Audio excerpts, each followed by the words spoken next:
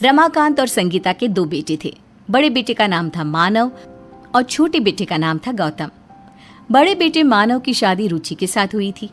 दोनों की शादी को लगभग 3 साल हो चुके थे और आज रमाकांत और संगीता जी के घर में छोटे बेटे गौतम की शादी के बाद उसकी पत्नी निशा के गृह प्रवेश की तैयारी चल रही थी। छोटी बहू, अब इस कलश पर पैर मारो और घर के अंदर आ जाओ। आज से ये घर तुम्हारा है और अब तुम्हें इस घर की सारी जिम्मेदारियां संभालनी है, समझ गई ना तुम? भाभी, अभी तो वो घर के अंदर आई भी नहीं, जिम्मेदारियां तो बाद में संभालेगी ना। सही तो कह रही है रुचि, इस घर में शादी होकर आई है तुम्हारी पत्नी, तो घर की सारी जिम्मेदारियां तो उसे ही संभालनी पड़ेगी ना।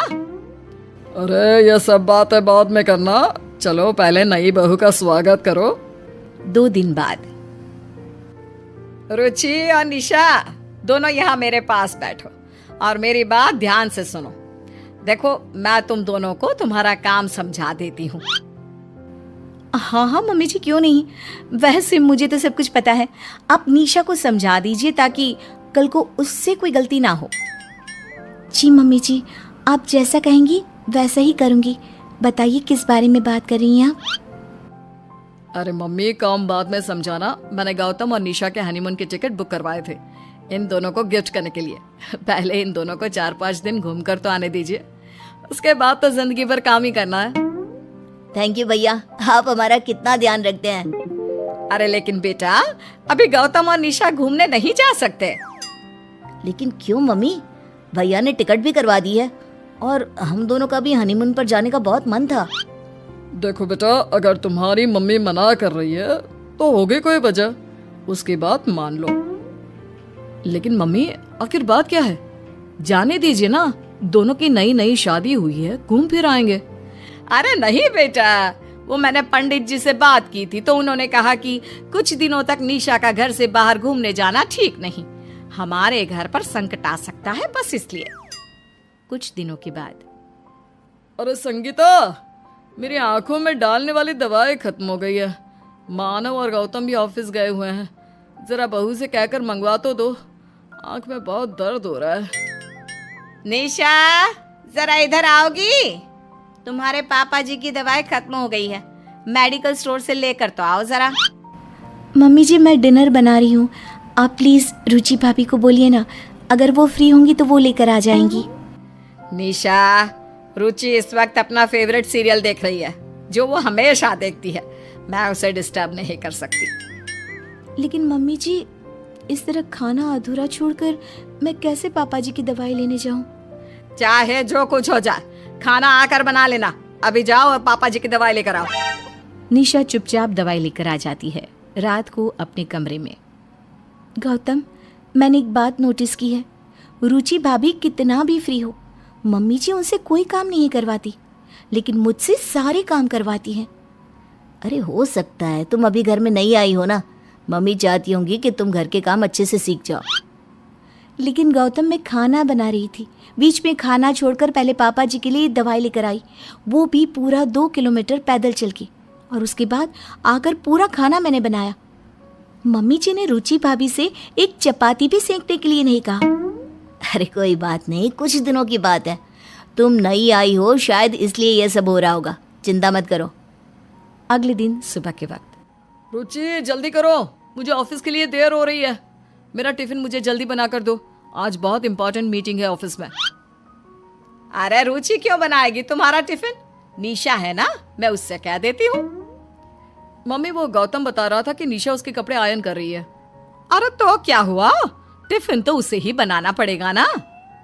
अरे मम्मी, लेकिन रुचि अभी बिल्कुल फ्री है, उसके पास इस वक्त कोई काम नहीं है, वो मेरा टिफिन बना सकती है।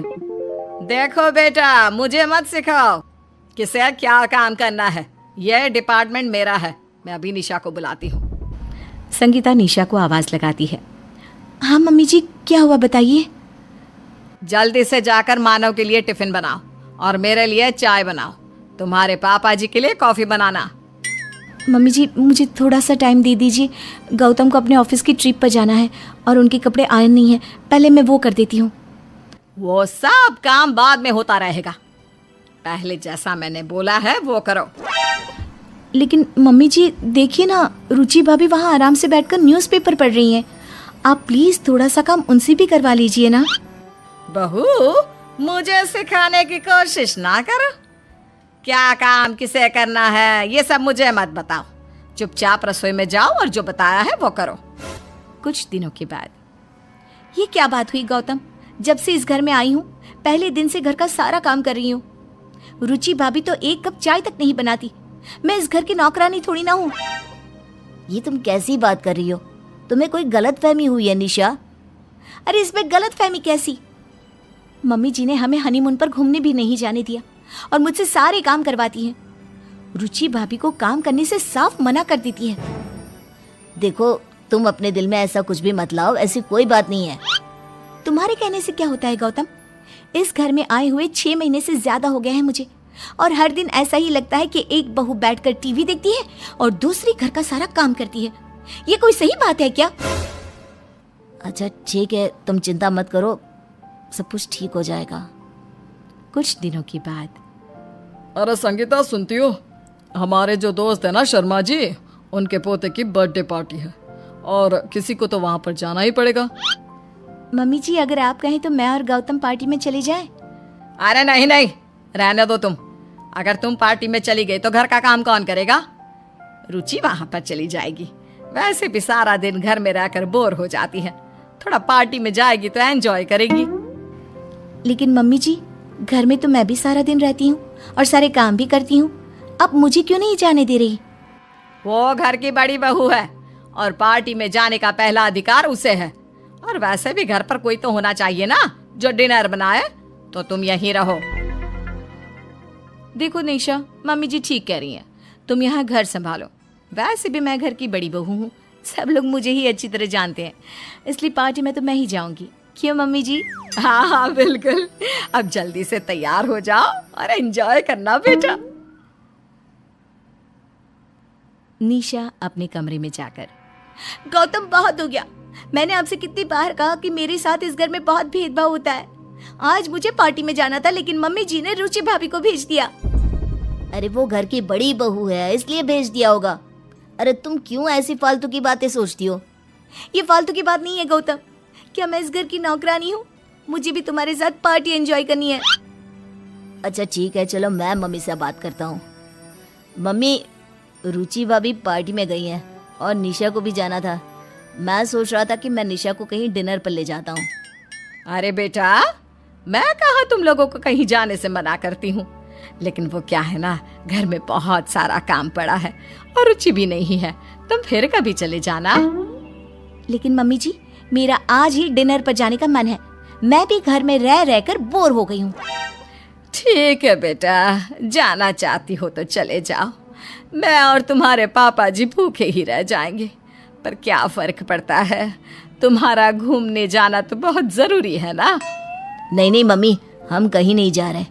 निशा आप दोनों के लिए खाना बनाएगी। आप दोनों को भूखा रखकर मैं अपनी बीवी को कहीं घुमाने नहीं ले जा सकता। निशा चुपचाप किचन में जाकर खाना बनाने लगती है। थोड़ी देर के बाद, गौतम मुझे तो लगता है कि आप अपने माँ बाप के सौतेले बेटे हो। कितना भेदभाव करते हैं वो मानव भैया और आपके साथ। चुप हो जाओ निशा, इस तरह की बातें करने की जरूरत नहीं है। हम छोटे हैं इसलिए हमें थोड़ा ज्यादा काम करना पड़ता है। ज्यादा नहीं, मुझे तो सारा काम करना पड़ता है। मैं तो इस घर से बाहर कहीं घूमने फिरने भी नहीं जा सकती। ये बहुत गलत है गौतम, और आपको इस बात को समझना पड़ेगा। मैं तुम्हारी कोई बात सुनने को तैयार नहीं हूँ, और वैसे भी रात बहुत हो गई है, चुपचाप जाकर सो जाओ। निशा दुखी होकर चुपचाप सो जाती है। कुछ देर के बाद उसे प्यास लगती है और वो पानी लेने के लिए किचन में जाती है। तभी उसे रुचि और अपनी सास संगीता के बातें करने की आवाज सुनाई देती है। और बताओ रुचि बहू, कैसी रही तुम्हारी पार्टी? क्या बताऊं मम्मी जी, मजा आ गया। बहुत अच्छी पार्टी थी। आपका बहुत बहुत थैंक यू जो आपने मुझे उस पार्टी में जाने दिया, वरना अगर निशा चली जाती तो। अरे ऐसे कैसे चली जाती निशा? तुम तो जानती ही हो, मैं उसे कभी पार्टी में जाने नहीं देती। ओ मम्मी जी, आप मुझे कितना प्यार करती हैं। कभी कभी तो मुझे लगता है इतनी प्यारी सास किसी को नहीं मिलती होगी, है ना? प्यार तो तुम्हें करूंगी ही ना, मेरी बहू जो हो। लेकिन मम्मी जी, आपकी बहू तो निशा भी है, आप इससे तो बिल्कुल भी प्यार नहीं करती। अरे तुम ये सवाल क्यों पूछ रही हो? तुम तो अच्छी तरह जानती हो ना कि उसके पीछे की वजह क्या है। संगीता अपनी बहू रुचि से इतना प्यार करती थी, लेकिन निशा से बिल्कुल भी नहीं। इसकी क्या वजह थी? अरे हाँ मम्मी जी, मैं तो अच्छी तरह जानती हूँ। अब सौतेले बेटे और बहू से कोई कितना प्यार करेगा। लेकिन बेचारी निशा, उसे तो ये बात पता ही नहीं है। अरे मैं अच्छी तरह जानती हूँ, गौतम ने अभी तक अपनी बीवी को ये बात बताई नहीं होगी कि वो मेरा सौतेला बेटा है। सगा बेटा तो मेरा मानव है और तू मेरी सगी बहू। प्यार तो मैं तुमसे ही करूंगी ना। ये बात सुनने के बाद निशा को समझ में आ जाता है कि आखिर उसके साथ इस तरह का व्यवहार क्यों हो रहा था, और वो मन ही मन सोच लेती है कि वो अपनी सास के साथ अच्छा व्यवहार करके उसे बदलने की कोशिश करेगी। और फिर अगले दिन सुबह के वक्त, मम्मी जी ये लीजिए आपकी गर्मा गर्म चाय, और बताइए आप नाश्ते में क्या खाएंगी? अरे क्या बात है, आज तो बिना कहे चाय बना कर ले आई मेरे लिए। मम्मी जी, आप इस घर की बड़ी हैं, आपकी तो चिंता होगी ना।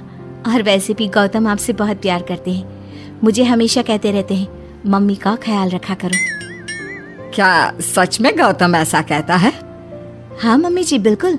और जानती हैं, कभी कभी मैं काम से परेशान होकर कुछ कह भी देती हूँ ना, तो वो हमेशा मुझे ही समझाते हैं। चलो ये तो अच्छी बात है, मेरा बेटा मेरा ख्याल रखता है। देखना मम्मी जी, कुछ ही दिनों में आप अपने सौतेले बेटे से भी सगी की तरह प्यार करने लगेंगे। कुछ दिनों के बाद, मम्मी जी मैं शॉपिंग करने गई थी और ये देखिए आपके लिए कुछ लेकर आई हूँ, जरा देखकर बताइए तो कैसा है? क्या लेकर आई है बहू? मम्मी जी ये नेकलेस, ये मुझे बहुत पसंद आ गया, और वैसे भी आपका बर्थडे आने वाला है ना, इसलिए उसी का गिफ्ट। अरे वाह निशा, बहुत सुंदर गिफ्ट लेकर आई हो। बर्थडे वाले दिन, गौतम मैंने मम्मी जी के लिए एक बहुत अच्छी पार्टी प्लान की है। मैंने सारी तैयारी और डेकोरेशन सब कुछ कर लिया है, आप जल्दी ऑफिस से घर आ जाना। बिल्कुल। और मम्मी के लिए गिफ्ट तो तुम पहले ही ले आई थी ना? ले भी आई थी, और मैंने मम्मी जी से कह भी दिया है वो पार्टी में वही वाला नेकलेस पहनेंगी जो मैं उनके लिए लेकर आई थी। ये तुमने बहुत अच्छा किया निशा, मम्मी बहुत खुश हो गई होंगी। अरे इतनी सारी तैयारी, इतना अच्छा केक, ये सब कुछ, और वो भी मेरे बर्थडे के लिए। मैंने तो आज से पहले कभी इतना अच्छा बर्थडे मनाया भी नहीं। किसने किया ये सब? तुम्हारी छोटी बहू निशा ने किया है, और कौन करेगा? कब से देख रहा हूँ तैयारियों में लगी हुई है। हाँ मम्मी, निशा सुबह से हॉल को डेकोरेट करने में लगी हुई थी, उसने हम में से किसी की भी हेल्प नहीं ली। मम्मी जी आपको सब कुछ पसंद तो आया ना? अरे हाँ हाँ, बहुत अच्छा है, बहुत बहुत अच्छा। मम्मी जी आपने वो नेकलेस नहीं पहना जो मैं आपके लिए लेकर आई थी? अरे वो क्या है ना, उसका डिजाइन थोड़ा पुराने टाइप का है। ये देखो, रुचि मेरे लिए लेटेस्ट डिजाइन की ज्वेलरी लेकर आई थी, तो मैंने वही पहन ली। वो क्या है ना निशा, मम्मी जी को मेरी पसंद ज्यादा ही अच्छी लगती है। वो हमेशा मेरी पसंद के कपड़े और ज्वेलरी पहनती हैं। लेकिन मम्मी जी मैं बहुत मन से आपके लिए वो लेकर आई थी। हाँ तो क्या हुआ, रख दिया है मैंने, लॉकर में पड़ा रहेगा। कुछ देर बाद पार्टी खत्म हो जाती है, और पार्टी के बाद, ओहो सब कुछ कितना गंदा हो गया है। पूरे हॉल में सारी चीजें इधर उधर हो गई है। अरे तो क्या हुआ, निशा है ना, वो कर लेगी सारी साफ सफाई। रुचि भाभी भी मेरी थोड़ी हेल्प कर देंगी तो आसान हो जाएगा। वो क्या है ना, सुबह से डेकोरेशन में लगी हुई थी, इसलिए बहुत थक गई हूँ। अरे इतनी देर से पार्टी में है रुचि, वो भी तो थक गई होगी ना, कब से डांस कर रही है। ये सफाई का काम वो नहीं करेगी, ये तो तुम्हें ही करना है। किसने कहा था इतनी डेकोरेशन करने के लिए? और वैसे भी निशा, तुम तो ऐसे बात कर रही हो जैसे ये पार्टी प्लान करके तुमने मम्मी जी पर कोई एहसान कर दिया हो। अब जब सब कुछ तुमने ही किया है तो सफाई भी तुम ही कर लो। अगले दिन शाम के वक्त, अरे मानो बेटा, एक जरूरी बात करनी है। देखो मेरा एक दोस्त है, उसका एक बहुत ही इम्पोर्टेंट काम है, लेकिन सुबह से शाम पूरा दिन लग सकता है और थोड़ी मेहनत भी ज़्यादा होगी। मैं चाहता था कि तुम उनकी मदद कर दो। ठीक है पापा, आप मुझे बता दो क्या करना है, मैं कर दूंगा। अरे ये क्यों कर देगा, ये तो वैसे भी सारा दिन ऑफिस में रहता है। इतनी भाग दौड़ वाले काम इसे मत दिया करो। तो क्या हुआ, जरूरी था तो करना ही पड़ेगा ना। गौतम है ना, उसे भी तो भेज सकते हो। गीता, वो तो ऐसे ही ऑफिस की ट्रिप पर इतना बाहर रहता है। अब एक काम और पकड़ा दूंगा तो बेचारे को बहुत थकान हो जाएगी। आपको गौतम की थकान की चिंता है और मेरा मानव परेशान हो जाता है, उसका कुछ नहीं। सारा काम गौतम को बताओ, वो कर देगा, समझे। निशा ये सारी बातें सुन लेती है और उसे बहुत बुरा लगता है। आखिर मैं ऐसा क्या करूं कि मम्मी जी गौतम को भी अपने सगे बेटे की तरह प्यार करे। वो ऐसा क्यों करती हैं? और फिर अगले दिन, मम्मी जी कितने दिन हो गए ना, कब से देख रही हूँ आप कहीं घूमने भी नहीं गई। चलिए आज आप और मैं पिक्चर देखने चलते हैं। ठीक है, तुम कहती हो तो चलती हूँ तुम्हारे साथ पिक्चर देखने। शाम को निशा संगीता को अपने साथ फिल्म दिखाने ले जाती है और जैसे ही वो रात को देर से घर लौट कर आते हैं, बहुत जोर से भूख लगी है, 10 बज गए, बहू जल्दी से डिनर बना दो। मम्मी जी हमें आने में देर होने वाली थी, इसलिए मैंने रुचि भाभी से कहा था कि वो खाने की थोड़ी सी तैयारी करके रख दे, शायद उन्होंने कुछ बनाया हो। कैसी बात करती हो, वो घर की बड़ी बहू है, वो क्यों खाना बनाएगी।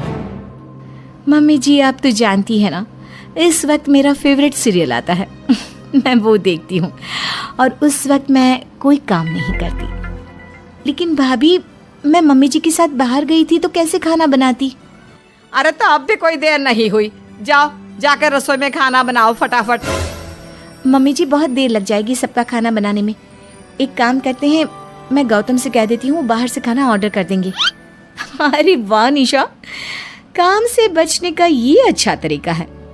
और सुनो, मुझे ना आज घर का ही खाना खाना है क्योंकि मैं डाइटिंग कर रही हूँ। सही कह रही है रुचि बहू, अब जल्दी से जाओ निशा, जाकर खाना बनाओ।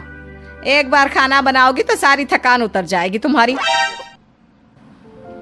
निशा के अच्छे बिहेवियर के बाद भी उसकी सास गौतम और निशा को बिल्कुल प्यार नहीं करती और ये बात अब गौतम को भी समझ में आ गई थी। और फिर एक दिन, निशा तुम ठीक कहती हो, मम्मी का बिहेवियर तुम्हारे लिए बिल्कुल भी अच्छा नहीं है। तुम सारा दिन घर में नौकरानी की तरह काम करती हो और रुचि भाभी बस बैठी रहती हैं। गौतम, मैंने बहुत कोशिश की मम्मी जी को बदलने की, लेकिन उनके दिल में शायद मेरे लिए प्यार है ही नहीं। मैंने सोच लिया है, अब तुम्हें और ज्यादा टॉर्चर बर्दाश्त करने की जरूरत नहीं है। मैंने किराए पर एक अलग घर ले लिया है, कुछ ही दिन में हम वहां शिफ्ट हो जाएंगे। कुछ दिनों के बाद, मम्मी पापा, मैं सोच रहा था कि रुचि को लेकर अलग फ्लैट में शिफ्ट हो जाऊं। अरे नहीं नहीं बेटा, वहां जाने की क्या जरूरत है, यहाँ हम सबके साथ रहो। अरे जाने दीजिए ना, जरूर इसकी बीवी ने भड़काया होगा। यहाँ पर रहकर तो काम करना पड़ता है ना इसे, वहाँ आराम से जाकर रहेगी। नहीं मम्मी, निशा ने ऐसा कुछ भी नहीं कहा है। देखो बेटा, तुम कहीं भी रहो, हमें कोई फर्क नहीं पड़ता। हमारे पास अपने बेटा बहू है, अब जैसी तुम्हारी मर्जी वैसा करो। जैसे ही गौतम और निशा घर से जाने लगते हैं, वो अपना कुछ सामान पैक करते हैं। ये देखकर संगीता को गुस्सा आता है। ये क्या लेकर जा रहे हो मेरे घर से? मम्मी जी कुछ भी तो नहीं, बस हमारे कपड़े और जो भी सामान मुझे मेरे मायके से मिला है वो। अच्छा बहू, तो अब तुम मुझे ये बता रही हो कि तुम अपने मायके से सामान लेकर आई हो। ये सब तुम यहाँ से नहीं लेकर जा सकती। लेकिन मम्मी, ये सामान तो निशा की और मेरी शादी का है और नए घर में हमारे पास कुछ भी नहीं है। अब देवर जी, ये बात तो आपको पहले सोचनी चाहिए थी ना। इस घर से जाना है तो चले जाओ, लेकिन खबरदार जो एक सुई भी ले जाने की कोशिश की तुमने। तुम चाहो तो अपने कपड़े ले जा सकते हो, इसके अलावा कुछ भी नहीं। लेकिन मेरे सामान पर मेरा अधिकार बनता है मम्मी जी। जो कुछ भी मेरे मम्मी पापा ने दिया है वो तो मैं लेकर जा ही सकती हूँ। तुम्हारे मम्मी पापा ने ये सारा सामान शादी में दिया है और इसलिए उस पर हमारा हक है, समझी? आई बड़ी मुझे बताने वाली। देखा मम्मी जी, इसकी जुबान कितना चलने लगी है। घर से कदम बाहर रखा नहीं और मम्मी जी को सिखा रही है। मम्मी, मैं आपका सौतेला बेटा हूँ, ये बात मैंने कभी किसी से नहीं कही। लेकिन आपने मेरी पत्नी के साथ कभी अच्छा व्यवहार नहीं किया। इतनी प्रॉब्लम है तो जा तो रहा है ना इस घर से बाहर। अब 10 बार सुनाने की क्या जरूरत है? जाओ तुम दोनों, हमें भी तुम्हारी कोई जरूरत नहीं है। निशा और गौतम दुखी होकर घर से चले जाते हैं। संगीता, 9 बज गए, अभी तक सुबह की चाय नहीं मिली। जल्दी से बना कर ले आओ ना, घुटनों में बहुत दर्द हो रहा है। एक काम करती हूँ, रुचि से कहती हूँ, वो चाय बना कर लाएगी। रुचि बहू, अरे कहाँ हो? मम्मी, रुचि तो अभी तक सो रही है। अरे सुबह के 9 बजे, अभी तक वो सोकर नहीं उठी।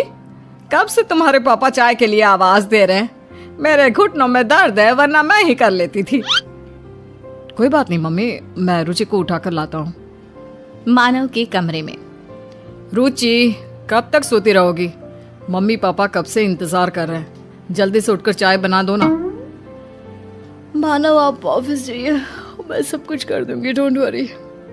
अच्छा ठीक है, मैं चलता हूँ, मुझे वैसे भी देर हो रही है। मानव के जाने के बाद, मम्मी जी ये क्या बात हुई? आपने अभी तक ब्रेकफास्ट नहीं बनाया? अरे बेटा, तुम बहू हो, ये काम तुम्हारा है, और मेरे तो घुटनों में वैसे भी दर्द हो रहा है। मम्मी जी आपको क्या लगता है मैं किचन में जाकर सारा दिन काम करती रहूंगी? अगर ऐसा ही होता तो मैं उस निशा से नौकरों की तरह काम ना करवाती। लेकिन अब तो निशा घर छोड़कर चली गई है ना, और तुम बहू हो तो तुम्हें ही काम करना पड़ेगा ना। देखिए मम्मी जी, अगर आप चाहती हैं ना कि बुढ़ापे में आप अपने बेटे के साथ रहे, बेटे मतलब मानव, और मानव को कभी ये ना पता चले कि आपने गौतम और निशा के साथ कैसा बिहेव किया था, है ना? तो प्लीज जल्दी से उठिए और मेरे लिए गर्मा गर्म ब्रेकफास्ट बना दीजिए। अरे, मैंने तुझे इतने प्यार से रखा, कभी कोई काम करने नहीं दिया, और तू मेरे साथ ये सब कर रही है। मम्मी जी आपका क्या भरोसा, पहले आपने निशा को नौकरानी बनाकर रखा, आपका क्या भरोसा अगर आपने मेरे साथ भी वही करने की कोशिश की तो? अरे तेरे साथ मैं ऐसा क्यों करूंगी? गौतम मेरा सौतेला बेटा था, और तू तो ये बात अच्छी तरह जानती है बेटा। चल, आज से घर का काम संभाल ले। हाँ ना ना ना ना मम्मी जी, मैं आप पर बिल्कुल भरोसा नहीं कर सकती। मैंने तो अपनी आंखों से देखा है, आपने निशा की जो हालत कर दी थी ना, कभी कभी तो मुझे भी दया आ जाती थी उस पर वो क्या है ना, मुझे काम करना बिल्कुल पसंद नहीं है। देखा संगीता, इसलिए कहता था कि सौतेला हुआ तो क्या हुआ, बेटा तो हमारा ही था ना। भुगतो अब अपने कर्मों की सजा। कुछ दिनों के बाद, मम्मी जी वैसे तो हमने काम वाली लगवा ली थी, लेकिन क्या है ना, वो 5 दिन की छुट्टी पर जाने की बात कर रही है। अरे तो फिर 5 दिन छुट्टी मतलब घर का झाड़ू पोछा कौन करेगा? आप करेंगी मम्मी जी, और कौन करेगा? मैं थोड़ी ना ये सब काम करूंगी, मेरे हाथ गंदे हो जाते हैं। और अभी अभी तो मैनिक्योर करवा के आई हूँ, नील आर्ट भी करवाया है। मैं तो घर का काम नहीं कर सकती। जब निशा इस घर में थी तो चुपचाप सारे काम कर लेती थी। कितनी बार मैंने उससे जबरदस्ती काम करवाया, उसकी तबीयत खराब होने पर भी। मम्मी जी वक्त रहते उसकी थोड़ी कदर भी कर लेती। आपने तो उसे नौकरानी बना दिया, सिर्फ ये सोचकर कि वो आपके सौतेले बेटी की बीवी है। अब देखिए ना, मेरी आदत तो आपने खुद खराब की है, आपने मुझे काम करने ही नहीं दिया। अब मैं भी क्या कर सकती हूँ? I am so sorry. कुछ दिनों के बाद, गौतम बेटा, आज मेरी तबीयत बहुत खराब है। हाँ मम्मी, आपको तो तेज बुखार है, आप सुबह से क्यों काम कर रही हैं? जाइए जाकर आराम करिए। बेटा जरा रुचि को तो बुला दे। लेकिन मम्मी वो तो सुबह ही अपनी सहेली के साथ पार्टी करने के लिए निकल गई है, कह रही थी कि उसे पिकनिक पर जाना है, और मुझे तो ये भी नहीं पता था कि आपकी तबीयत खराब है। चलो कोई बात नहीं बेटा। मम्मी आप कहे तो मैं ऑफिस से छुट्टी ले लूँ? अरे नहीं नहीं बेटा, उसकी ज़रूरत नहीं है, हल्का सा बुखार है, उतर जाएगा, क्यों बेकार में छुट्टी लेता है। ठीक है मम्मी, फिर मैं चलता हूँ, मुझे देर हो रही है। मैं रुचि को फ़ोन करके कह दूंगा कि वो जल्दी आ जाए। गौतम के ऑफिस जाने के बाद, संगीता, तुम्हें तो बहुत तेज बुखार हो गया है, कुछ खा लो ताकि तुम दवाई ले सको। लेकिन खाऊं क्या? सुबह से एक कप चाय भी पीने को नहीं मिली। रुचि बहू तो बिना हमसे पूछे अपनी सहेली के साथ चली गई। एक बार आकर मुझे बताया तक नहीं। अगर तुम बुरा न मानो तो एक बात कहूँ, तुमने निशा के साथ कभी अच्छा नहीं किया। अब देखो, अगर वो होती ना तो चुटकी में सारा काम कर देती। सही कहते हैं आप, लेकिन अब क्या किया जा सकता है? हाँ वो भी है, कोई नहीं, मैं तुम्हारे लिए कुछ खाने को बना कर लाता हूँ। बुढ़ापे में यही देखने को रह गया था, बेटे बहू के होते हुए भी हमें अपना काम खुद करना पड़ रहा है। कुछ दिनों के बाद पूरा घर बिखरा पड़ा है, सारा सामान यहाँ का वहाँ। रुचि सुबह से टीवी देखने में बिजी है, काम ही नहीं करती। इस उम्र में मुझसे सारा काम करवाती है। तुम गौतम से कहो ना, वो रुचि को समझाएगा। एक बार कहा था मैंने, जानते हो धमकी दी मुझे। कहती है अगर मैंने गौतम से कुछ भी कहा तो वो गौतम से कहकर मुझे इस घर से बाहर निकलवा देगी। और ऐसा कैसे निकलवा देगी? गौतम तो तुम्हारा सगा बेटा है ना, वो तुम्हारे साथ थोड़ी ना कुछ गलत होने देगा। क्या पता मेरे कर्मों की सजा मुझे किस तरह मिले। सौतेला बेटा मुझे सगे से भी ज्यादा प्यार करता था। मैंने खुद उसे अपने हाथों से इस घर से बाहर निकलवा दिया। मेरी गलती मुझे भुगतनी पड़ रही है। कुछ दिनों के बाद मम्मी जी, शाम के खाने में क्या बना रही हैं? जल्दी से बताइए। देखो रुचि, अब बहुत हुआ तुम्हारा। मैं आज ही मानव से तुम्हारी शिकायत करूंगी। जैसे ही वो आएगा मैं उसे कहूंगी कि तुम घर का सारा काम मुझसे करवाती हो। अरे नहीं नहीं नहीं मम्मी जी, प्लीज़ आप ऐसा मत करना। मैं अभी किचन में जाकर खाना बनाती हूँ।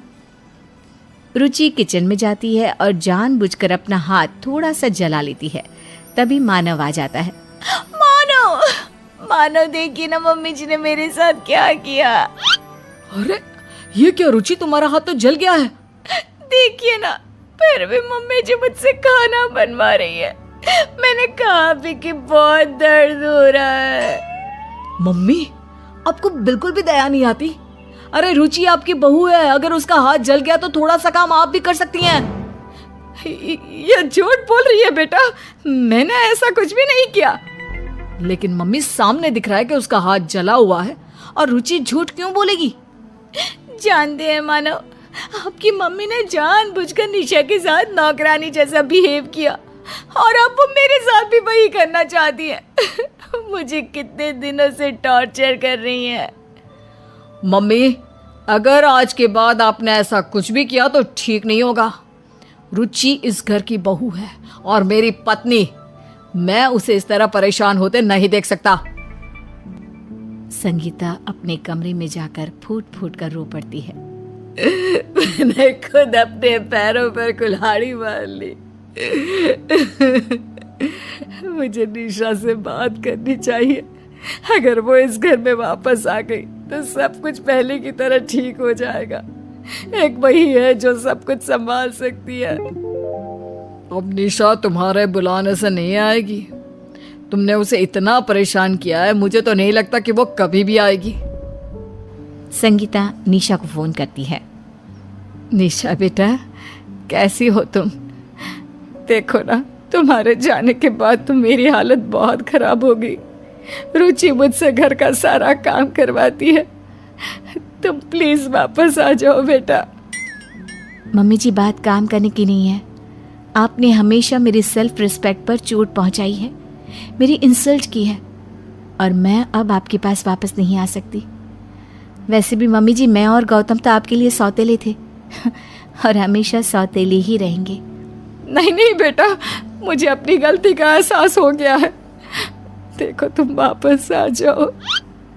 मैं अच्छी तरह जानती हूँ मम्मी जी, अभी आप परेशान हैं और रुचि भाभी शायद आपकी काम में कोई मदद नहीं करती, इसलिए मैं आपको अच्छी लग रही हूँ। लेकिन वहाँ आने के बाद उस घर में मेरी कोई कद्र नहीं होगी, इसलिए मुझे माफ़ कीजिए, मैं अब लौट कर नहीं आऊँगी। फ़ोन रखने के बाद, क्या कहा तुम्हारी बहू ने? आने को तैयार है क्या? नहीं, उसने तो साफ मना कर दिया। कहती है कि मैंने उसकी सेल्फ रिस्पेक्ट को चोट पहुंचाई है और इसलिए अब इस घर में वापस नहीं आएगी। मैंने तो तुमसे पहले ही कहा था, इतनी इंसल्ट होने के बाद कभी कोई इंसान लौट कर आता है क्या? फिर अगले दिन सुबह के वक्त, मम्मी, मैंने वृद्धाश्रम में आपके रहने का इंतजाम करवा दिया है, आप वहां जाकर आराम से रह सकती हैं। कभी सपने में भी नहीं सोचा था कि ऐसे दिन देखने पड़ेंगे। मुझसे बहुत बड़ी गलती हो गई। छोटे बेटे बहू के साथ जो किया उसी की सजा है ये। और उसके बाद संगीता जी को वृद्धाश्रम में जाकर रहना पड़ता है।